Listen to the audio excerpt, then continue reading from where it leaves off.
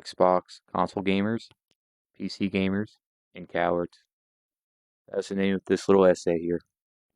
And what this is about is the disadvantage of playing Call of Duty on a console versus PC. What kind of hackers are out there?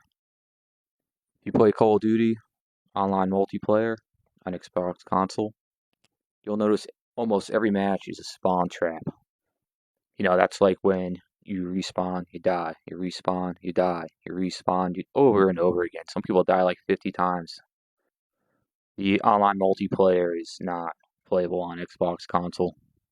One team is usually effortlessly wiping out the other team, almost completely unopposed. And they're just casually rushing to the enemy spawn and wiping out all the enemy players over and over and over again until the match ends, but usually like half the team leaves, if not everybody. So what's going on is that's just simply the disadvantage of what happens when you mix PC players up against console players. The PC controls are just so much faster, responsive, and accurate. Plus, it doesn't help that PC gamers usually have a more aggressive community, a bigger and aggressive community. So they'll meet up on their PC, and then they'll typically have a full party. When you used to be able to do it, it would be like day and night when you disabled cross-platform, but Xbox did away with that feature. Disabled platform, cross-platform is still available on PlayStation. Yeah, the reason I think they took it away from Xbox is like a conspiracy to cause a power vacuum to suck up all the PC players into buying Call of Duty in the Xbox Live marketplace. There used to be a workaround to disable cross-platform on the Xbox, but the way it actually works is it disables players from outside the Xbox marketplace. So if you got an Xbox console, you disable that, you're still going to get PC players who bought the game in the Xbox Live marketplace. So basically, Xbox screwed over all console players, and now PC players are in the Xbox console lobbies. And as you can see, I would say 9 out of 10 games are unplayable if you're a console player.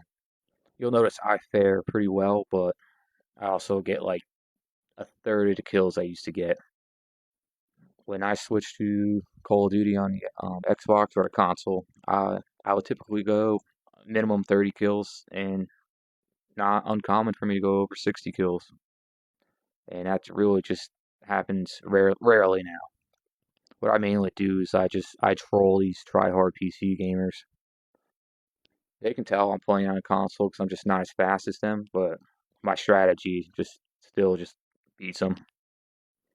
Like when they only die like 10 times, for example, and there's only one guy killing them, they notice me. So yeah, you'll see guys mag dumping on my dead body after they kill me. Anyway, so I'll say again, Call of Duty is a shit show of PC players just railroading console players. And with the way they did things, it's just exponentially worse for Xbox console players. So Xbox, good job hanging yourself out there. And I hope all you are noticing.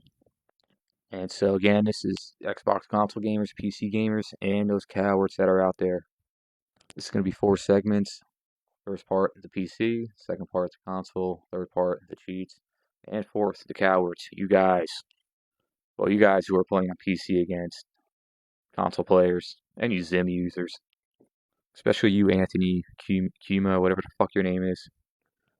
If you're an Xbox Call of Duty console player, unless your IQ is potato, you may have noticed more than half the matches are impossible to play in. What typically happens is one team spawn rapes the other team simply by running back and forth to the enemy spawn mindlessly and effortlessly, instantly killing any player in front of them. Well, long story short, Microsoft, who bought Activision, fucked all Xbox console players over. And they ain't even used any Vaseline.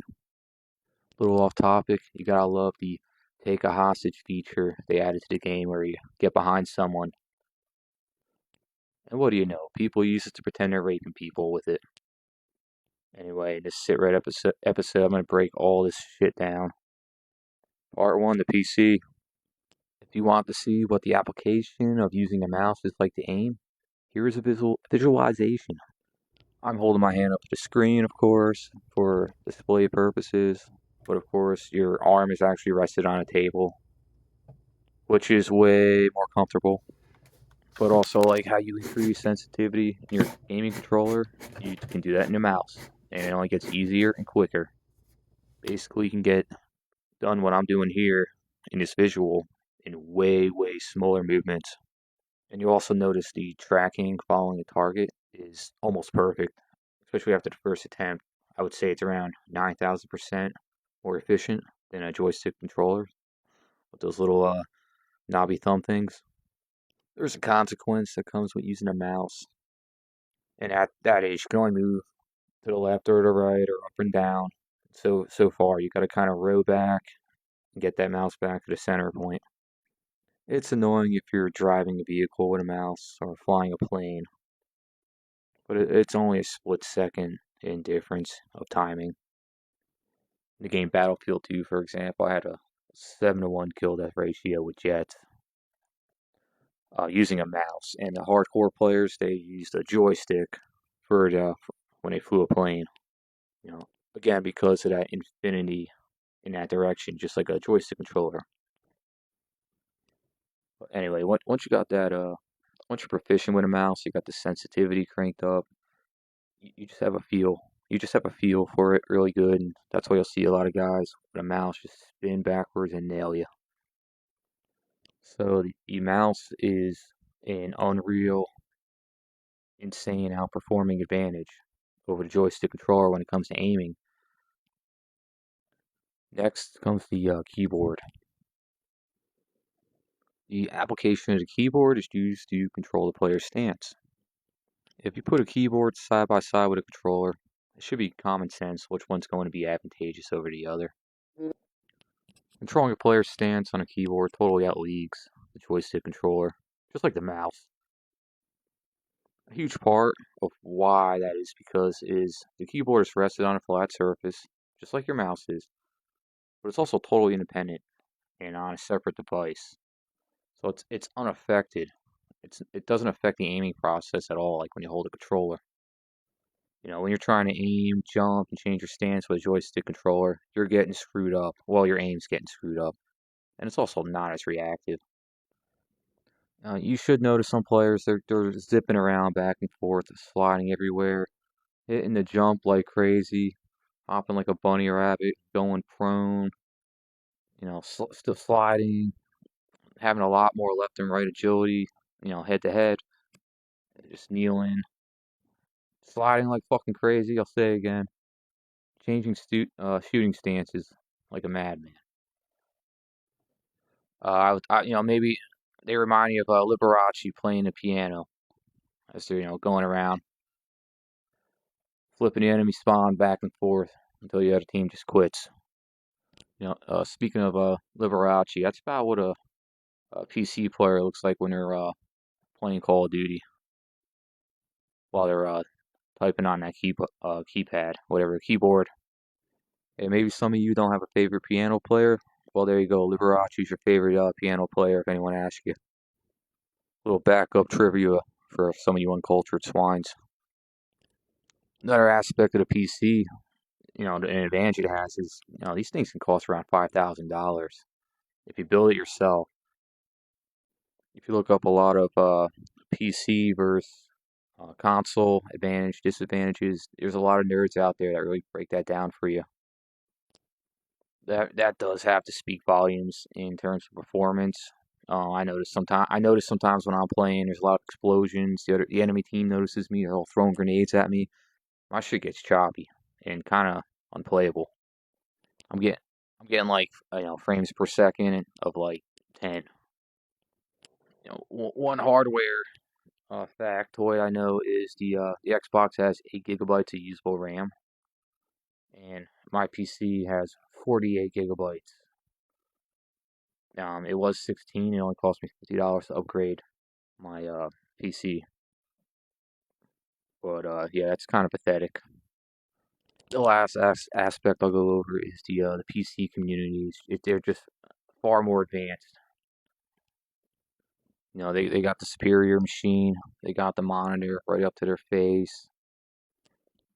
They got, you know, they're using their computer also to have a community with them while they play. A lot of console players are just, you know, your average Joes that set their console up on a, you know, with their TV in their living room, and they sit back on their couch far away from their TV, and they're just hopping in and hopping out. They're far inferior. I would say the PC community versus the console community. The PC community exists, and the console community is almost non-existent. All right, so part two, the console. So the joystick controller, it mainly uses those two little thumb sticks, and they're primitive. They're not really meant for first-person shooters. They're pretty lousy, and using your thumbs for pinpoint accuracy is a sloppy process. You know, it's like as you move the joystick, it doesn't really stop. So you're kind of like strafing your target. You know, and the fact is, it's such a horrible application of accuracy that, you know, they had to add aim assist for the joystick controller. And aim assist is kind of like, you know, like it's like if the game tries to catch where you're aiming when you're over a target. Slow it down a little bit for you. But you see, sometimes it catches outside of the target and you can't get your reticle on the target. Sometimes you're aiming across the map at a sniper, an enemy sniper, and you got him, and then someone on his team runs in front of you, and your aim assist follows the wrong guy, and then you miss, and that sniper shoots you in the face right before you almost had him. Aim assist is not perfect at all. I really hate when I'm looking downstairs and guy on the other team comes up the stairs and my aim assist pushes my sight picture over the motherfucker's head. So, you know, it went from having an easy kill that you can't fuck up to I don't know what's going on. My shit's aiming over the guy's head. You know, it's not perfect. Sometimes it goes into like a squirrel mode, gets a little silly. Now, with a ton of practice, you do get nearly as good as using a mouse. But a PC player, they can fix their aim so much more easier and faster. It almost looks like a player who's using a mouse has an aimbot. But you know, with an aimbot, we always go dead center. You know, with a weird consistency. But bottom line, they have to make aim assist for console players. They don't need it with PC gamers. The mouse is just that good. The main advantage of a console was just the peace of mind and the ease of the setup. You buy it and that's it. You can't upgrade it. So there's no hardware upgrades for competitive players. If you're a competitive player on a console, it was one and done. And that also saved you a ton of money. When cross-platform came out, I think I think all the console players just wanted to play with each other. I don't think anybody anticipated PC players coming in and just ransacking Call of Duty the way it did. I know what sucked playing on console was you had a PS4 or you had an Xbox, and we could not play with each other, and it was always kind of dumb. So this is part three, the cheats. Cheaters in Call of Duty always feel by pretending they simply do not know how to cheat.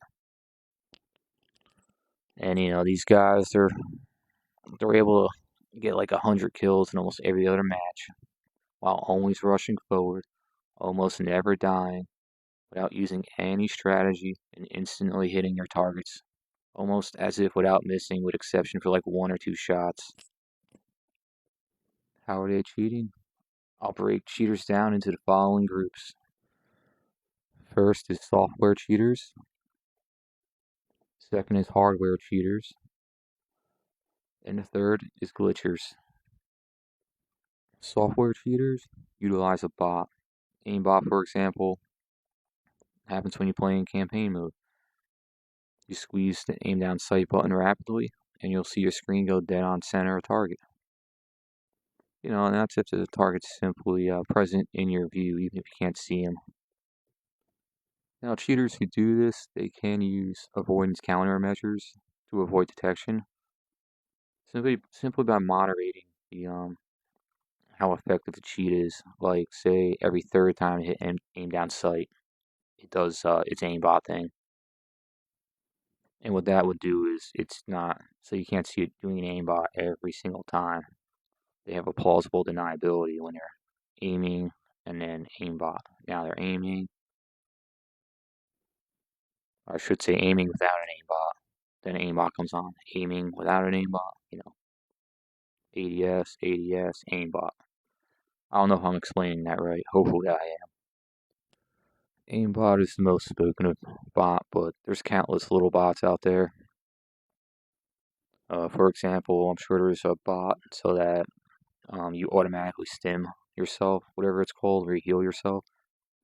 I'm sure there's a lag switch aimbot that's so fine-tuned, it's like a split second of a lag switch. And I say that because there's some players where I mag dump right on the guy and I still can't get that kill. Offhand, I do know someone who creates bot hacks for another game. Ironically, the guy was a dropout from college. His major was computer programming. And when he would play games, he would use multiple monitors to see how the game is programmed. I don't know what it was, but basically he was able to watch all these data scripts, just kind of like on a matrix. And he would take that and create his own software programs to cheat in the game he was playing. Eventually he was banned, but due to plausible deniability, he was consulted by the game creator. And in the aftermath, he simply denied he was cheating due to the fact there's a possibility to play the game just as good without cheating. Ironically, he made a living selling the software to cheat in the game he was playing.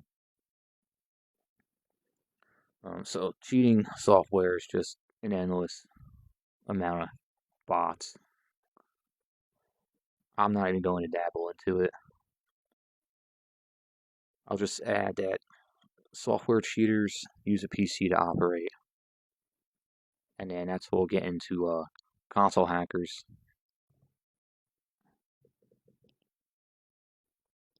So the next part is hardware hackers. Or correction, hardware cheaters. People who cheat on console only shill you can cheat on consoles. Well, I say to them, just like their mama can cheat, you can cheat on consoles. Consoles are lame in their apparel comparison to gaming on PC. But when you're gaming on a console, it was always an even playing field. Everybody played kind of goofy with what came in using a joystick controller and its disadvantages. Maybe I'm getting a little off track, but the main advantage of playing on a console was just that even playing field. You couldn't upgrade it. Well, like, Xbox does not, sell new graphic cards for your Xbox. It doesn't sell processors, motherboards to hold more RAM chips and whatnot. Well, hardware cheaters on the console just simply break that rule and modify their console to cheat. I remember back when Halo was popular, one friend showed me a device for Xbox that enabled him to use a mouse and a keyboard. It didn't impress me, but then of all things, I was listening to the Opie and Anthony show, and one of the show's hosts brags about using a device called Zim. That's Xim. Zim, this thing gets plugged into your controller and then gets plugged from your controller into your Xbox. So I'm not saying that right. So you plug it into your Xbox and then you plug the Zim into your controller. Now, in the very least, it amplifies your aim assist in what some describe as a micro aimbot, But what it really does is is it allows you to use a mouse and keyboard on your console, just like PC gamers. So even if you avoid PC players altogether, you still have to deal with shitheads who can't stop cutting corners unless you pay the mafia to deal with them. Kind of like in that movie Casino, get some cheaters justice going on. The last kind of cheaters is glitchers. Glitchers are really just geeks. We don't need to go over the endless amount of exploits there are in a game that people spend hours trying to find in the game. You know, like something you shouldn't be able to do, and then they purposely use it. I really don't mind them so much, and I'm actually a fan. I'm fully in love with the javelin glitch still to this day. I love the way that goofy action looked, and the extreme anger that Looney Tunes scene used to bring upon people. You know, it is just a game.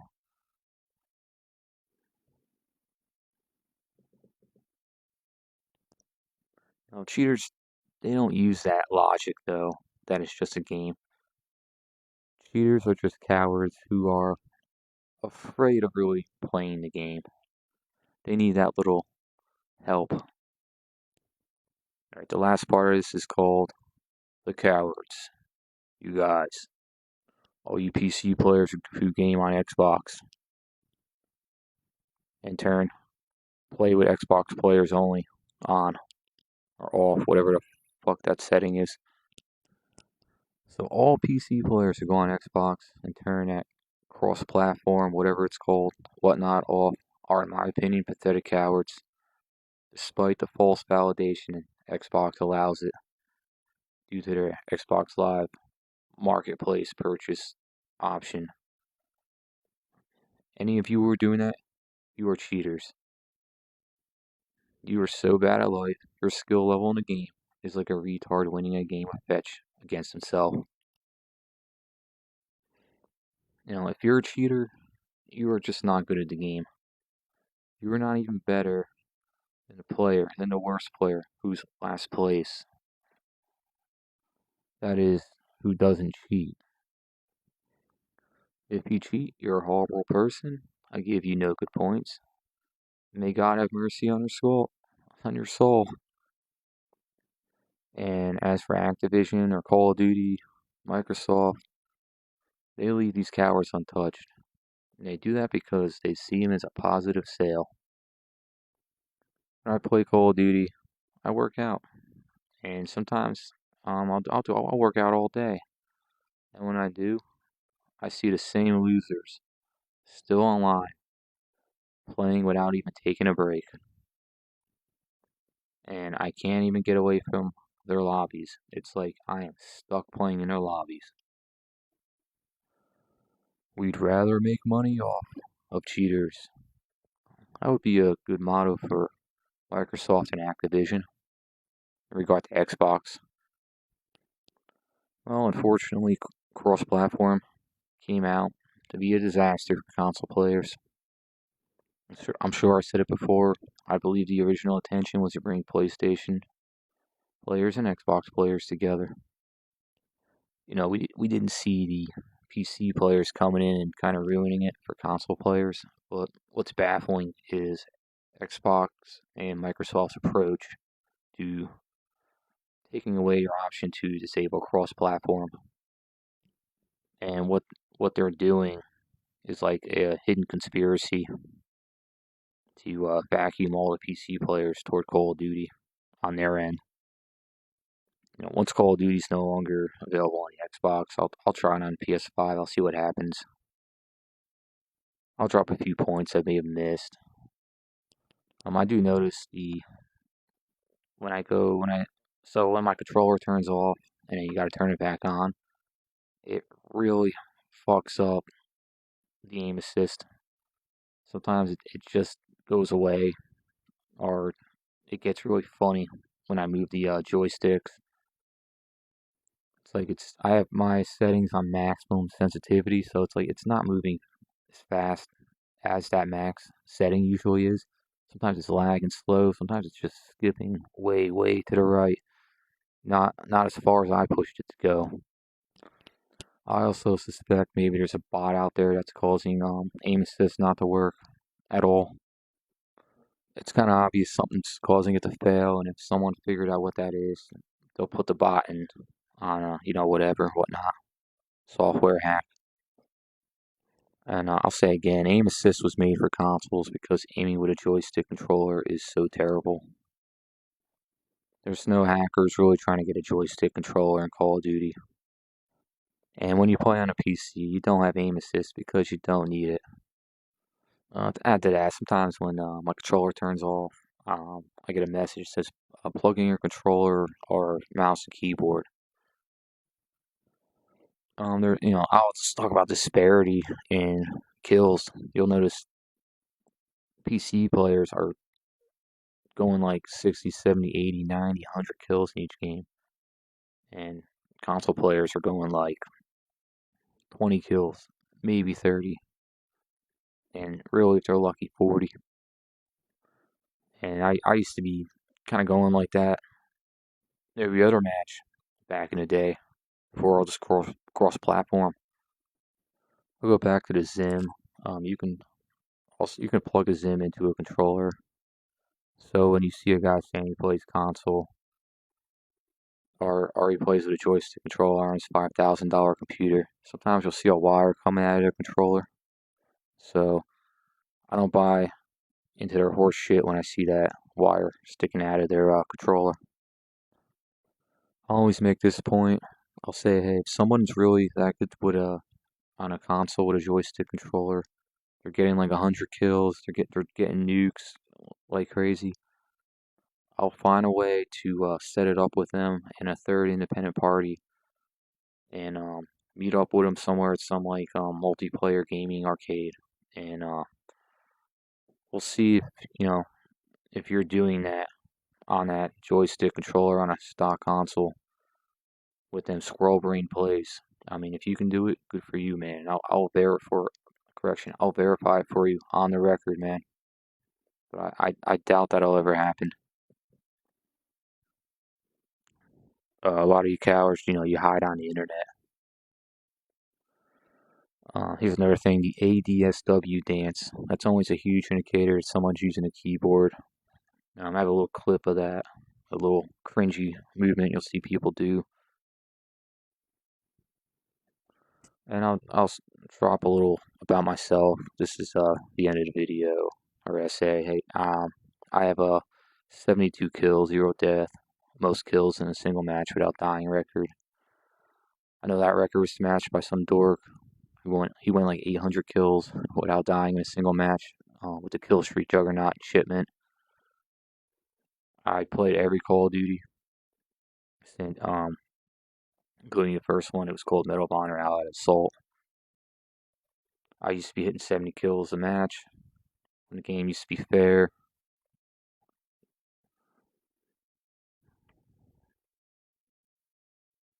I have people who are entire leagues below me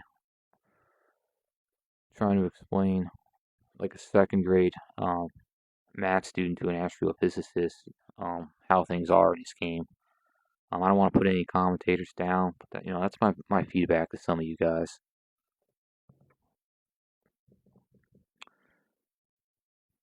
Alright, so that's the end of this video. I'm done talking to myself. Hopefully this gives you some transparency on hackers and the bullshit that's going on if you play Call of Duty on console. I say, I'm jumping off the Xbox bandwagon. Screw them guys. And hey, this is call sign Whiskey 3 X-Ray signing out. Oh, there's also one last thing I wanted to add. So it takes the average player around 30 days of gameplay continuously to achieve all the camouflage challenges. And when I started writing this little essay, the game wasn't even out a month, and you're already seeing players with the maxed out camo. So basically, in order to get it in a month, you would have to play the game for 24 hours straight to get all the camouflage challenges done continuously. So that just shows you how bullshit it is to have PC players up against console players. It's like what do they call it? Shooting fish in a bucket of water. One final point. Every time I enter a match, it has already started for the other players. I'm always the last player in a match. Every single time. I remember when it used to be everybody would be waiting. It'd be like 10, 9, 8, for the match to start. I've never seen that. It's only like 1 second. Maybe once I've seen it at 3. And that's one of the first things I recognized when I switched from console to PC. PCs load so much faster. So, yeah, that's my final point on how bullshit unfair it is to play on a console against PC players. It's a fucking ass phone microphone. I just looked into ranked play, and on that, whatever, I did notice there is a console only option. I'll be checking that out a little later. Even if it does work, I'm still dead against Microsoft. It's kind of more conspiratorial toward what I was saying. It's almost like ranked play. They'll let you have fair play. But in, say, for example, Nuketown, they won't do anything to those people.